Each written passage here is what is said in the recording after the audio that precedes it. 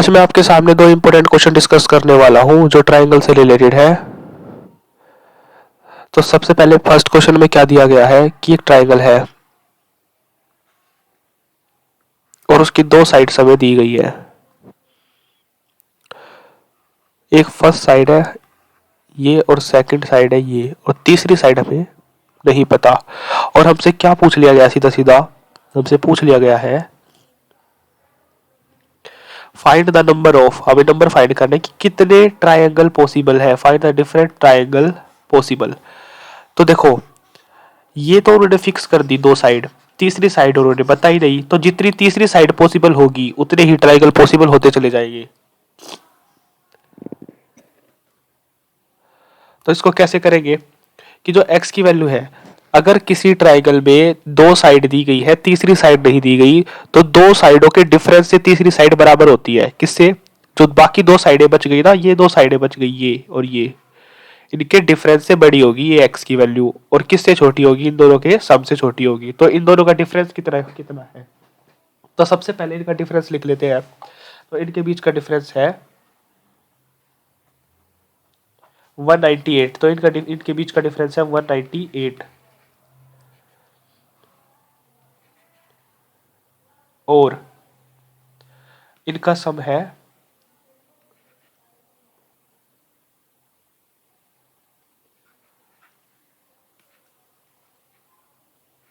ये। तो x की कितनी वैल्यू पॉसिबल है, x की वैल्यू अगर 198 से बड़ी है यानी कि 199, 200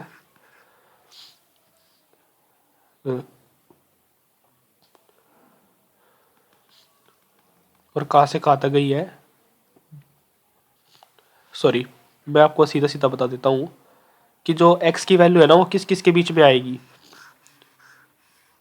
x की वैल्यू है,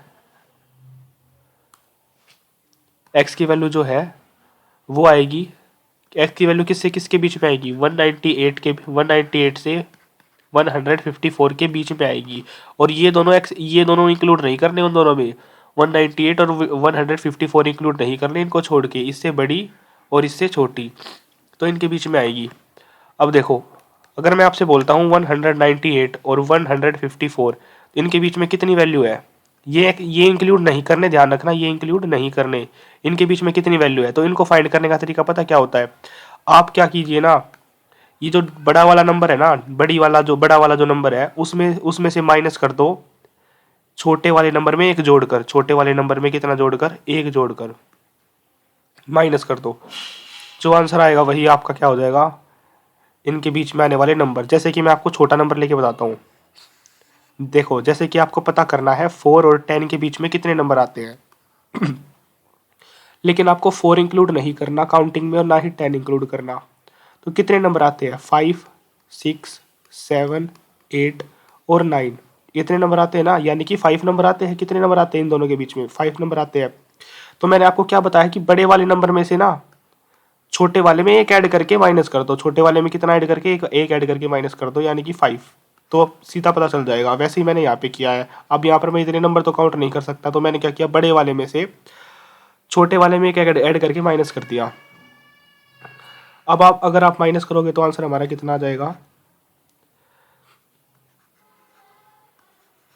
हमारा आंसर जाएगा ये कि नंबर ऑफ ट्रायंगल कितने पॉसिबल है, 1355।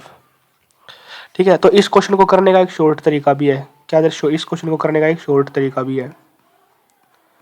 और वो शॉर्ट तरीका कैसा होता है, अगर आपको पेपर में अगर ये क्वेश्चन आता है ना, आपको ऐसे नहीं करना, आपको इस तरीके से करना है जो मैं अभी बताने वाला हूँ।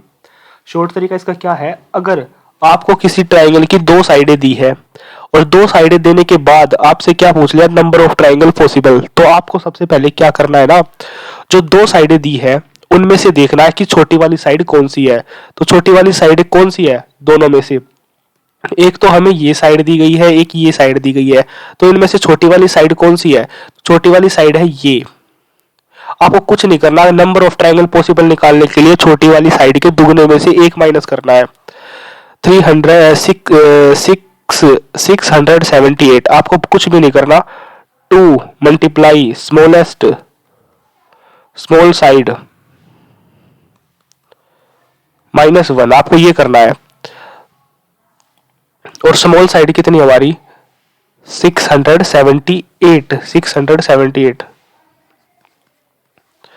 उसमें से माइनस करना 1।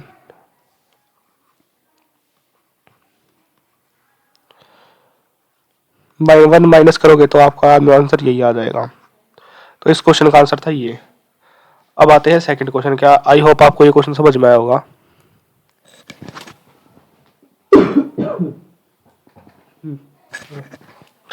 इस क्वेश्चन में क्या दिया गया है, एक ट्राइंगल है और उसकी जो साइड है ना वो 3 साइडें है, सॉरी 3 साइडें तो होती है, और उसमें क्या दिया गया ना कि सॉरी मैंने थोड़ा गलत लिख दिया यहाँ पर जल्दीबाजी में।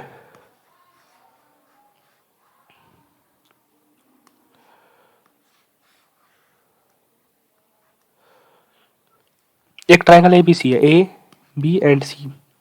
उसमें 3 साइड्स है X Y एंड Z। ठीक है, X Y and Z।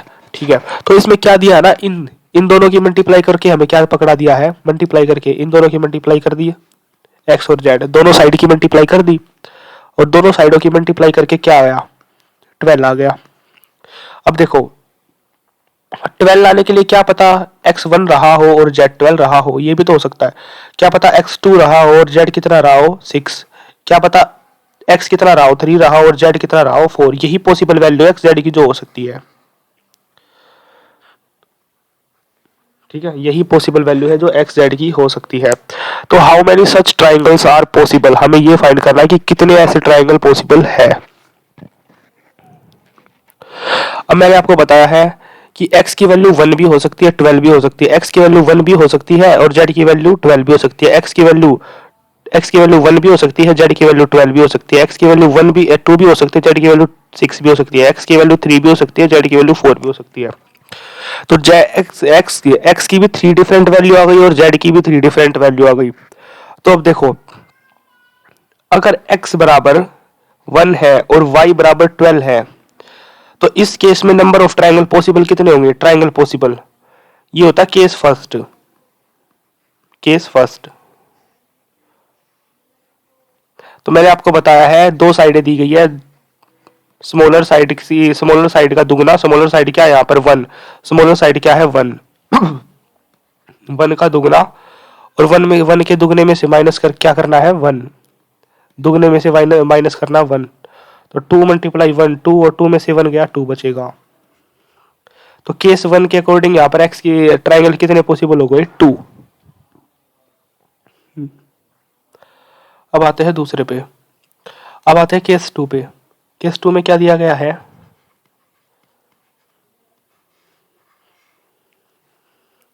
x की वैल्यू 2 है और y की वैल्यू 6 है। तो इस केस के अकॉर्डिंग क्या नाम है पॉसिबल ट्राइंगल कितने हो सकते हैं 2, स्मॉलर साइड का दुगना माइनस 1 कितनी आ जाएगी 3।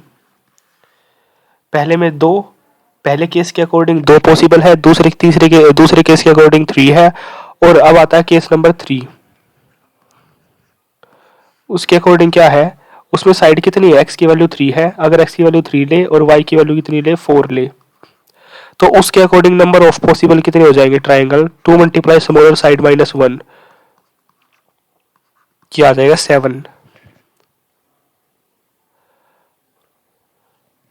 7। तो इसका आंसर हमारा कितना हो जाएगा इस क्वेश्चन का, देखो यहाँ पर 3 केस बने थे, केस 1 केस 2 एंड केस 3। ठीक है, और केस 1 के अकॉर्डिंग पॉसिबल वैल्यू कितनी आई है, केस 1 के अकॉर्डिंग पॉसिबल वैल्यू आई है 2, और केस 2 के अकॉर्डिंग 3, और केस 3 के अकॉर्डिंग 7। तो हमारी पॉसिबल वैल्यू कितनी हो जाएगी इसके अकॉर्डिंग, सॉरी यहाँ पर उतना आएगा 5 आएगा, यहाँ पर मैंने मल्टीप्लाई करके गलत लिख दिया, यहाँ पर आएगा 5।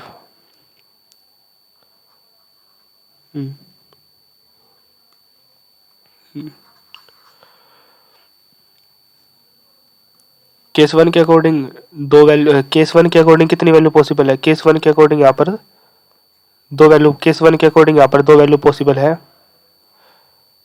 केस 2 के अकॉर्डिंग यहाँ पर 3, केस 3 के अकॉर्डिंग यहाँ पर 5।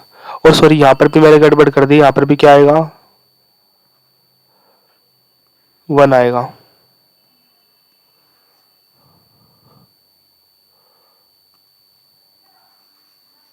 क्योंकि 2 मल्टीप्लाई 1 2 होता है और 1 2 में से 1 गया तो 1 बचेगा। अब हम क्या करते हैं, तीनों को प्लस कर देते हैं, जितने भी पॉसिबल केस है ना, 1 3 प्लस 5, 1 3 प्लस एंड 5।